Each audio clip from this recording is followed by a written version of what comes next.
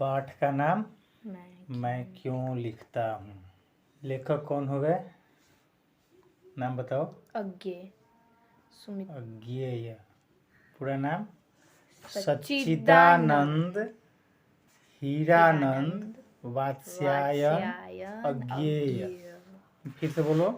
सच्चिदानंद हीरानंद वात्स्यायन अज्ञेय। देखो इनका जन्म जो है 1911 ईस्वी में उत्तर प्रदेश के देवरिया में, वही देवरिया देवराहा बाबा का धाम। देवराहा बाबा कौन? देवराहा बाबा को कलयुग में ईश्वर का अवतार माना जाता था, समझ गई। देवरिया जिला है, ठीक है। देवरिया जिला के कसिया कुशीनगर इलाके में हुआ। कब? 1911 ईस्वी में। किस राज्य में? उत्तर प्रदेश में। किस जिला में? देवरिया। देवरिया में, ठीक है। कुशीनगर इलाका है। इनकी प्रारंभिक शिक्षा जो है जम्मू कश्मीर में हुई और बीएससी लाहौर से। 1911 ईस्वी में इनका जन्म हुआ ना, तो हिंदुस्तान 1947 में आज़ाद हुआ। 1947 में आज़ाद हुआ, इसके बाद ना बंटवारा हुआ। तो उस समय तक पाकिस्तान क्या था? हिंदुस्तान का अंश था। तो इसलिए इनका लाहौर, माने आज वर्तमान में कहाँ हुआ वो? पाकिस्तान में। साहित्य और पत्रकारिता को पूर्णतः समर्पित अज्ञेय ये देश विदेश की कई यात्राएं की। लहासा की ओर पड़ी थी। तिब्बत। किसका लिखा हुआ है, याद करो तो, किसका लिखा हुआ है? राहुल सांकृत्यायन। राहुल सांकृत्यायन। तो ये लोग यात्रा भी करते थे ना, तो यात्रा घूमने के लिए नहीं करते थे, यात्रा करने के पीछे भी खास उद्देश्य होता था।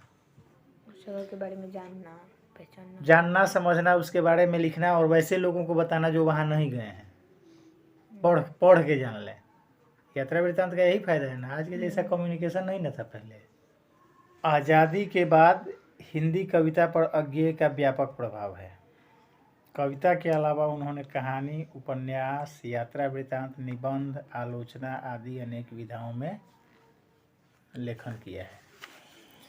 इनकी प्रमुख रचनाओं में भग्नदूत, चिंता, अड़ी ओ करुणा, प्रभामय, इंद्रधनु रौंदे हुए थे, आंगन के पार, द्वार, काव्य संग्रह, शेखर, एक जीवनी, नदी के द्वीप, उपन्यास, विपथगा, शरणार्थी, जयदोल, कहानी संग्रह, त्रिशंकु, आत्मभेद, निबंध, अरे यायावर रहेगा याद, यात्रा वृत्तांत। यायावर मतलब जानती है क्या होता है? नहीं। खाना बदोश जानती है? बंजारा सबको देखी है? देखे नहीं लेकिन जानते हैं। हाँ, तो उसका अपना घर द्वार कहीं कभी यहाँ कभी वहाँ, ठीक है, एक जगह स्थिर लोग नहीं रहता है। अज्ञेय द्वारा संपादित तार सप्तक सहित 4 सप्तकों का समकालीन हिंदी कविता के इतिहास में महत्वपूर्ण स्थान है। साहित्य अकादमी एवं ज्ञानपीठ पुरस्कार सहित अज्ञेय को अनेक राष्ट्रीय अंतर्राष्ट्रीय पुरस्कारों से भी पुरस्कृत किया गया है। सन 1987 में उनका देहावसान हुआ। बौद्धिकता की छाप अज्ञेय के संपूर्ण लेखन में मिलती है। अब आओ पाठ पर, मैं क्यों लिखता हूँ। तो इसमें कोई भी रचना किसी भी रचनाकार के द्वारा लिखी जाती है तो आखिर उसके पीछे कोई ना कोई वजह होगी, तभी वो लिखता होगा। तो कुछ कारण पर चर्चा शुरू में किया गया है इस पाठ में। उसमें लेखक ने बताया है कि कोई किसी के आग्रह पर लिख देता है, दबाव में आकर के लिख देता है, स्वेच्छा से लिखता है, यही सब में बताया गया है। और व्यावसायिक फायदा के लिए लिखता है, फायदे के लिए लिखता है। अब है कि इसमें से कौन सा लेखन जो है वो अधिक प्रभावी होगा। दबाव में आके लिख रहे हैं वो, कि स्वेच्छा से लिख रहे हैं वो, या फिर किसी के आग्रह पे लिख रहे हैं वो, या पैसा कमाने के उद्देश्य से लिख रहे हैं वो। तो सबसे प्रभावी बताया है लेखक ने स्वेच्छा से। कि सबसे प्रभावी होगा जो लेखक अपने स्वेच्छा से लिखे। हालांकि हर साहित्यिक रचना जो होती है ना, उसमें कल्पना जरूर होता है, कल्पना के आधार पर लिखा जाता है, लेकिन उसमें भी स्वेच्छा से जो हम लिखते हैं, किसी का दबाव नहीं है, कोई प्रेशर नहीं है, हमारा मन किया है हम लिख रहे हैं, अपनी क्षमता के अनुरूप, अपनी योग्यता के अनुरूप हम लिख रहे हैं। तो उसमें क्या है ना कि सच्चाई होती है।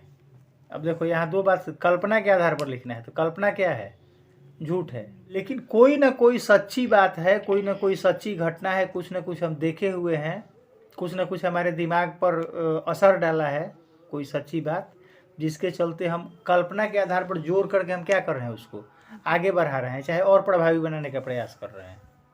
इसमें सच्चाई है, वास्तविकता है। तो जिसमें सच्चाई है, जिसमें वास्तविकता है, वो लेखन क्या है? ज़्यादा प्रभावी है।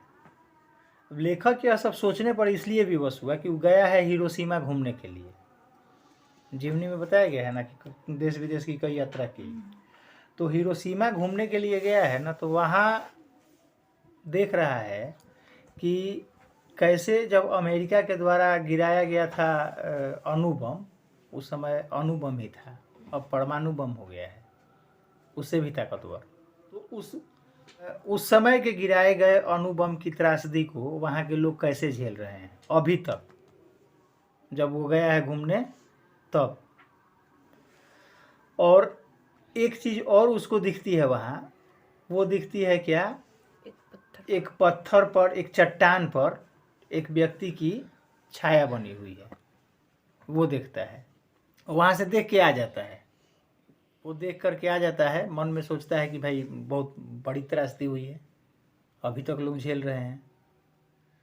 लेकिन जब वो हिंदुस्तान आता है ना, तो हिंदुस्तान आता है तो एक कविता लिखता है हिरोशिमा नाम से, किताब में दिया हुआ है। तो हिरोशिमा नाम से ही कविता लिखता है, कहाँ? रेलगाड़ी में बैठ करके। एक पाठ और पढ़ी है जिसमें रेलगाड़ी में बैठ करके लिखना कोई चाहता है, लखनवी अंदाज। क्या नाम है उस पाठ का? लखनवी अंदाज। हालांकि उसमें रेलगाड़ी में बैठ करके लेखक नहीं लिख पाया था, नवाबे साहब को देखने में उलझ के रह गया था, खीरा के साथ उनका जो जो चल रहा था उसमें उलझ के वो रह गया था। यहाँ रेलगाड़ी में बैठ करके अज्ञेय जी क्या करते हैं, एक कविता लिख लेते हैं हिरोशिमा। तो उस कविता में ये वर्णन किया गया है कि कैसे हिरोशिमा में अणुबम की त्रासदी हुई थी और उसका प्रभाव क्या क्या पड़ा। हालांकि वहाँ से घूम के आ गया, देख लिया, वहाँ से घूम करके आ गया, दिमाग पर जो असर होना था हुआ। लेकिन यहाँ जब देखा उसने अपने हिंदुस्तान में आकर के, देश के पूर्वी सीमा पर सैनिक जो हैं वो क्या कर रहे हैं कि अपना पेट भरने के लिए नदी में क्या करते हैं, विस्फोट करते हैं, और नदी में विस्फोट करके मछलियों को मारते हैं, और उनको जितनी आवश्यकता है उससे कहीं अधिक मछलियाँ वो मार देते हैं।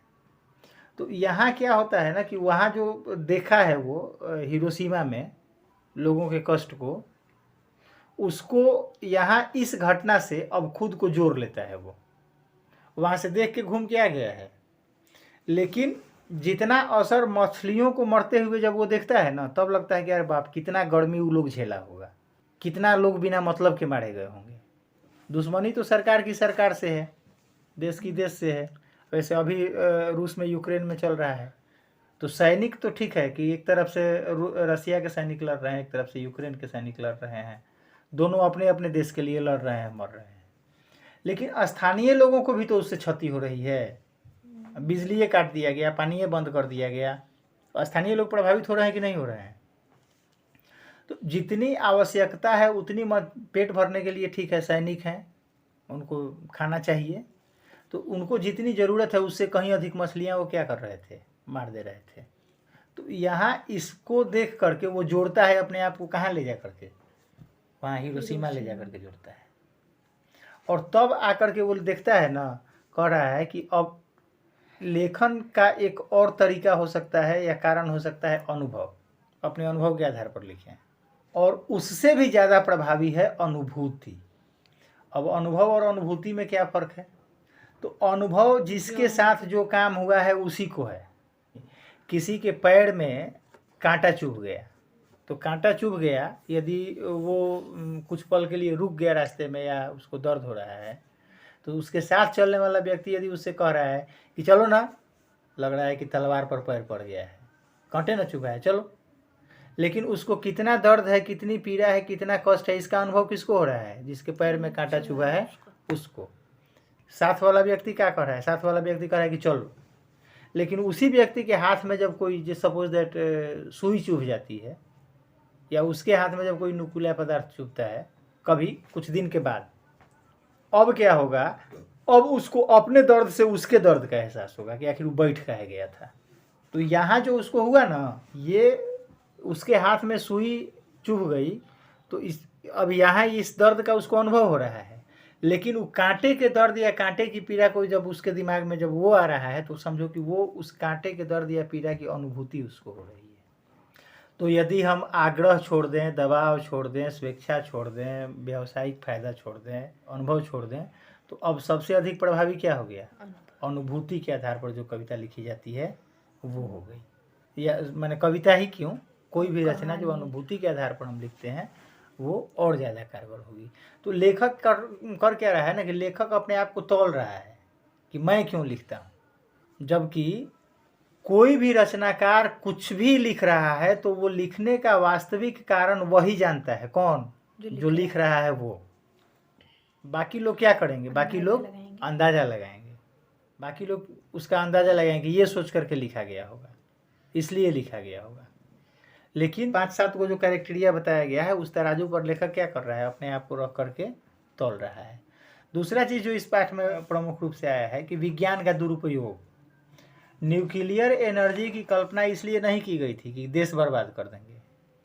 न्यूक्लियर एनर्जी की कल्पना इसलिए की गई थी, या इसलिए इसको खोजा गया कि धरती पर ऊर्जा के एक नए स्रोत का हम आविष्कार करें, एक नई ताकत खोजी गई थी।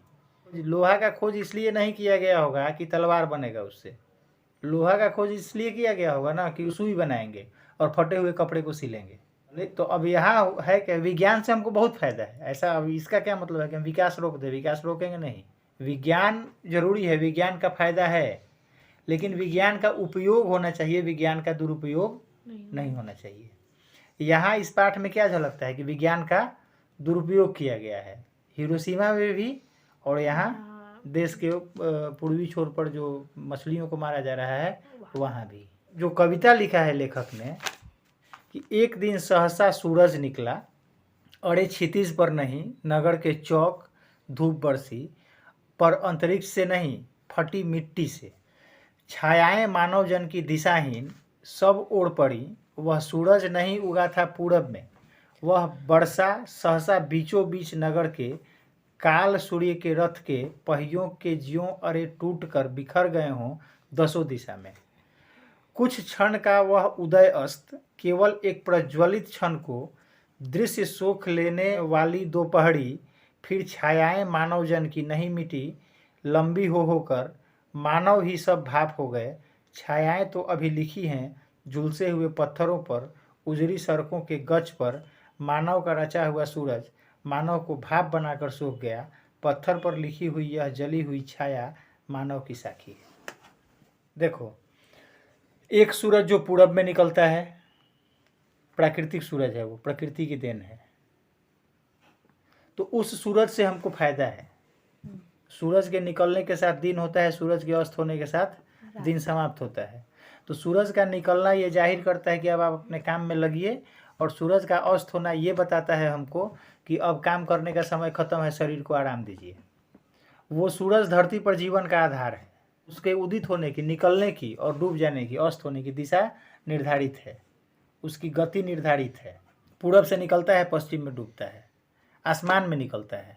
ये जो सूरज निकला, मानव निर्मित सूरज, उसमें भी उतनी ही चमक है, उतनी ही गर्मी है, लेकिन इस सूरज के निकलने की दिशा निर्धारित नहीं है, और ये आसमान के पूर्वी छोर से नहीं निकला है, हवाई जहाज से ला करके पटक दिया गया धरती पर, और धरती पर गिरने के बाद इसका विस्फोट हुआ है, तो मिट्टी को फाड़ करके निकला है ये सूरज। और ये सूरज जल को भाप नहीं बनाता है, जो धरती पर जीवन का आधार है, जल चक्र वाटर साइकिल, उसमें ये मदद नहीं करता है, जल को भाप बना करके नहीं सोखता है ये। आदमी को ही भाप बना करके उड़ा देता है, सोख लेता है। उस सूरज की छाया जो बनती है, उस सूरज से जो धरती पर जो भी चीज़ है उसकी जो छाया बनती है, छोटी होती है बड़ी होती है, लेकिन ये सूरज क्या करता है, आदमी को ही छाप देता है। और कहाँ? चट्टान पर, जिसकी छाया घटती बढ़ती नहीं है, सीधे आदमी क्या होता है, जाके छप जाता है। तो ये क्या है, ये विज्ञान का दुरुपयोग है। तो यदि मैं क्यों लिखता हूँ, लेखक अपने लेखन के संबंध में ये सोच रहा है, तो कोई भी वस्तु जो विज्ञान का आविष्कार है उसके उपयोग पर, प्रयोग पर, दुरुपयोग पर सोचना चाहिए कि नहीं सोचना चाहिए? सोचना चाहिए। किसी भी चीज़ का आविष्कार हम किस लिए करते हैं? कि उससे हमारा जीवन सहज हो, सरल हो, सुलभ हो। इसलिए नहीं ना कि वो दूसरों का जीवन ही खत्म कर दे। और विकास जब इतना अधिक हो गया है कि जहाँ मनुष्य अस्तित्व विहीन है, तो शब्दों का क्या मायने है? मनुष्य जब अस्तित्व विहीन है तो शब्द का कोई मायने है? शब्दों का कोई मायने नहीं है। तो इसलिए देखो, लेखन जो है, अक्सर कहते हैं कि साहित्य क्या करता है, समाज को बदलता है। और साहित्य पर क्या होता है, समाज का असर दिखता है। तो होना ये चाहिए ना कि साहित्य पर समाज हावी नहीं हो, समाज पे साहित्य हावी हो।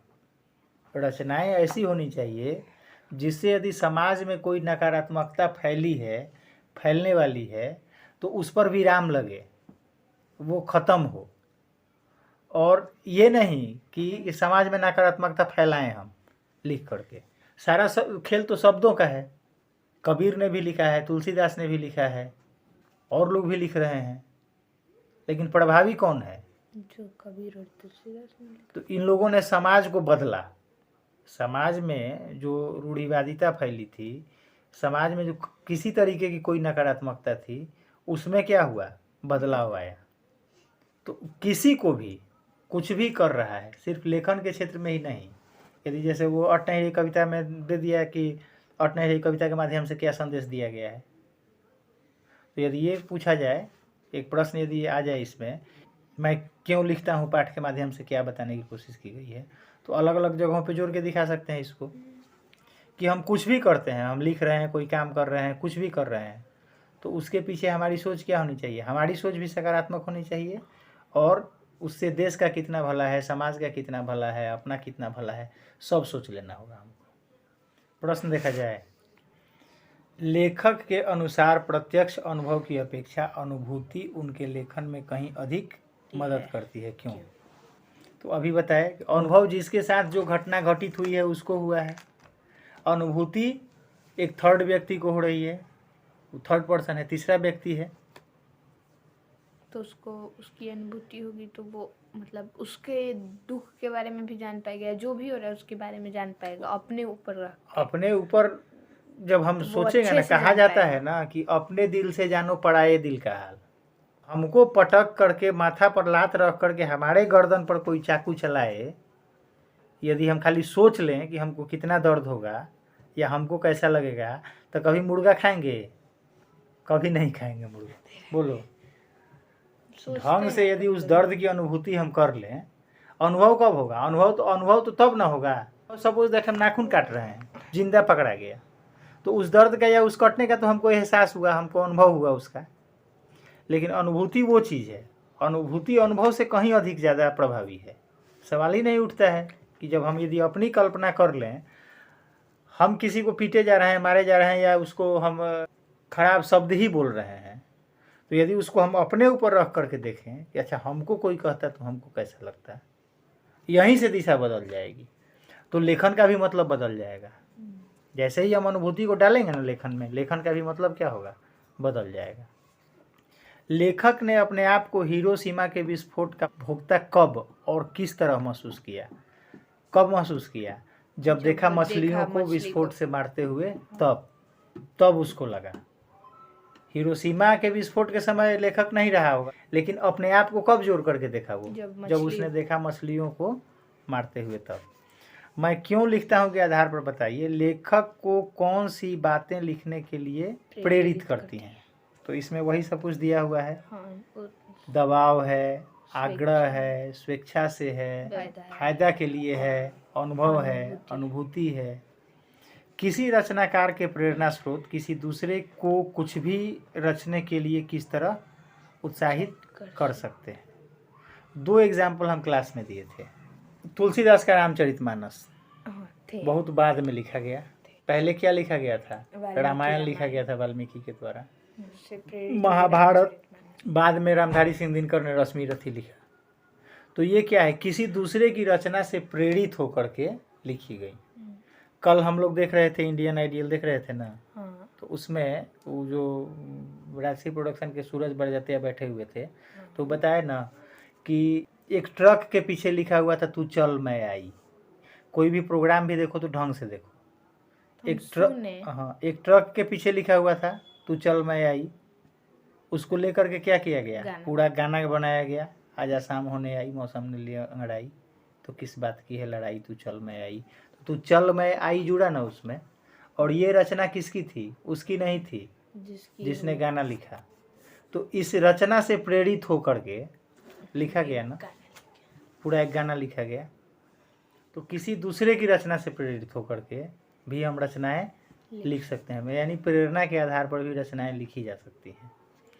कुछ रचनाकारों के लिए आत्मानुभूति स्वयं के अनुभव के साथ साथ बाह्य दबाव भी महत्वपूर्ण होता है। ये बाह्य दबाव कौन कौन से हो सकते हैं? अब देखो, जरूरी नहीं है कि विद्यार्थी को कहा जाए कि क्वेश्चन का आंसर लिख के लाना है तभी वो लिखे। तो ये क्या? एक बाहरी दबाव है टीचर का, देर से आने के लिए आवेदन लिखो, ये क्या है? बाहरी दबाव है। लेकिन जरूरी नहीं है कि हमेशा ये बाहरी दबाव किसी दूसरे के द्वारा ही दिया जाए। ये बाह्य दबाव और कौन कौन हो सकता है? हमारा अपना मानसिक भी तो हो सकता है ना। हमने कोई घटना देखी, उस घटना का असर हमारे दिमाग पर ऐसा हुआ कि हम लिखने बैठ गए। हमने कोई पाठ पढ़ा, स्वेच्छा से हम उसका उत्तर लिखने बैठ गए। स्वेच्छा से नहीं भी लिखे तो इसके लिए लिखने बैठ गए कि हमको एग्जाम देना है। तो ये क्या है? एक परीक्षा देना है, परीक्षा के लिए हम लिख रहे हैं। तो बाह्य दबाव है कि नहीं है? तो ऐसे और भी कई उदाहरण खोज करके लिखे जा सकते हैं बाह्य दबाव में। एक दूगो तुम लिखना, खोजने का प्रयास करना। क्या बाह्य दबाव केवल लेखन से जुड़े रचनाकारों को ही प्रभावित करते हैं या अन्य क्षेत्रों से जुड़े कलाकारों को भी प्रभावित करते हैं? कैसे? कलाकार लेखन से ही क्यों? कोई जरूरी है? नहीं। जैसे कोई पेंटिंग बनाता है तो वो दूसरे का देखा कि हाँ वो इतना अच्छा बनाया, तो हम फिर बनाने बैठ जाएंगे कि हम उससे भी अच्छा बनाएं। और दूसरे क्षेत्र में है कि नहीं है? लेखन के अलावा दूसरे क्षेत्र में हुआ ना ये। हिरोशिमा पर लिखी कविता लेखक के अंतः व बाह्य दोनों दबाव का परिणाम है। आप कैसे कह सकते हैं अंतः और बाह्य? तो अंदर से जब वो मछली वाला देख लिया तो अंतर मन से जोड़ लिया उसको। जब वो हिरोशिमा गया था तब वहाँ गया था तब तो उसको बना करके। हाँ, हिरोशिमा की घटना विज्ञान का भयानकतम दुरुपयोग है। भयानक नहीं, भयानक से भी भयानक। आपकी दृष्टि में विज्ञान का दुरुपयोग कहाँ कहाँ और किस तरह से हो रहा है? कई जगह हो रहा है विज्ञान का दुरुपयोग। जैसे कि फोन मतलब जब बना होगा तब ये सोचा गया होगा कि इससे लोगों को मदद मिलेगा।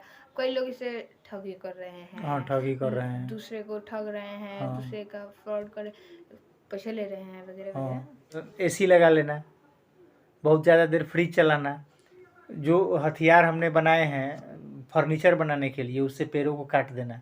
फर्नीचर बनाने के लिए पेड़ तो काटना ही पड़ेगा। पेड़ काटना पड़ेगा। तो हमारे यहाँ प्रावधान था खाना बनाने के लिए भी यदि आपको लकड़ी चाहिए तो आप जंगल में घूमिए और जो पेड़ की सूखी टहनी नीचे गिरी है उसको एकत्रित करके खाना बनाइए। मान लीजिए जब इतना हाँ, भले आपको 5 किलोमीटर घूमना पड़े। आप देखिए रामायण महाभारत सीरियल, वो तो हम देखे, लेकिन अब जैसे पलंग बनाना है, सूखा हुआ पेड़, ये सब बनाना, सूखे हुए पेड़ से बनाइए। जो पेड़ सूख गए हैं, स्वतः सूख जो गए ना, उसको काटिए, उससे बनाइए। हमने बताया था ना क्लास में कि आज भी आबादी चाहे कितनी भी बढ़ गई है, प्रकृति के पास मनुष्य की हर जरूरत को पूरा करने के लिए संसाधन है। लालच को पूरा करने के लिए कोई संसाधन नहीं है। तो यदि आपको बिछावन चाहिए तो प्रकृति के पास है साधन। आपको सोने के लिए बिछावन वो देगी। हाँ, मतलब बिछावन देगा, आप चाहेंगे मोटा मोटा गद्दा पे सोने। तो हम क्या कह रहे हैं कि जरूरत सारी जरूरत पूरा कर देगा। प्रकृति तुम्हारी सारी जरूरत पूरा कर देगी, लालच नहीं। लालच के लिए क्या है, लालच के लिए अब उसको नुकसान पहुंचाना है। हाँ, तो नुकसान वो पहुंचाना है तो पहुंचा ही रहे हैं। वो पहुंचा ही रहे हैं। लेकिन वही कभी भूकंप आ गया, कभी बाढ़ आ गया, कभी सूखा बदला ले लेते। हाँ, तो प्रकृति अपना बदला भी ले लेती है। एक संवेदनशील युवा नागरिक की हैसियत से विज्ञान का दुरुपयोग रोकने में आपकी क्या भूमिका हो सकती है? ये आपकी क्या भूमिका है? हम क्या कर सकते हैं? क्या नहीं, करने के लिए तो बहुत कुछ किया जा सकता है। आंदोलन करेंगे, आंदोलन करेंगे। हम जहाँ जहाँ विज्ञान का दुरुपयोग करते हैं, कम से कम हम अपना ही रोक लेंगे या उसमें कमी ला देंगे। एक बात कहना चाहेंगे, हाँ जहाँ पे 133 करोड़ लोग विज्ञान का हाँ दुरुपयोग कर रहे हैं, हाँ। एगो हम करेंगे तो उससे क्या हो तो जाएगा? यही 133 करोड़ लोग सोचता है, एगो हम कर क्या होगा। लेकिन यही यदि 133 करोड़ लोग सोच ले कि अच्छा हम 5 मिनट के लिए अपना एसी बंद करते हैं, तो 133 करोड़ गुना 5 मिनट जोड़ लो, पर्यावरण को कितना फायदा हो गया उससे। ये पूरा देश जो है, कोई भी कंट्री है, यदि हमारे देश की आबादी 1 अरब 40 करोड़ है, 33 करोड़ है, 35 करोड़ है, तो हम भी उसका 1/, उतना पार्ट हैं। तो हर कोई यदि अपने थोड़ा बहुत भी कमी ला दे, तब हो सकता है। शहर का हर व्यक्ति ये सोच ले कि हम अपने दरवाजे के आगे साफ रखेंगे, कोनो गली गंदा नहीं दिखेगा। उसमें हर परिवार को सोचना क्या है कि हमारे घर का जो दरवाज़ा है ना, उसके आगे हम सड़क साफ रखेंगे। तो बाकी के लिए जैसे अब मेन रोड है, तो उसके लिए म्यूनिसिपैलिटी तो है ही, उस पर तो झाड़ू लगवाई करती है वो। लेकिन यदि हर गली का व्यक्ति सोच ले कि हमारे घर के आगे का साफ रहेगा, तो गंदा होगा, ऐसे ही सब साफ रहेगा। लेकिन हम करते क्या है कि हम उसको मान लेते हैं दूसरे का पार्ट ना।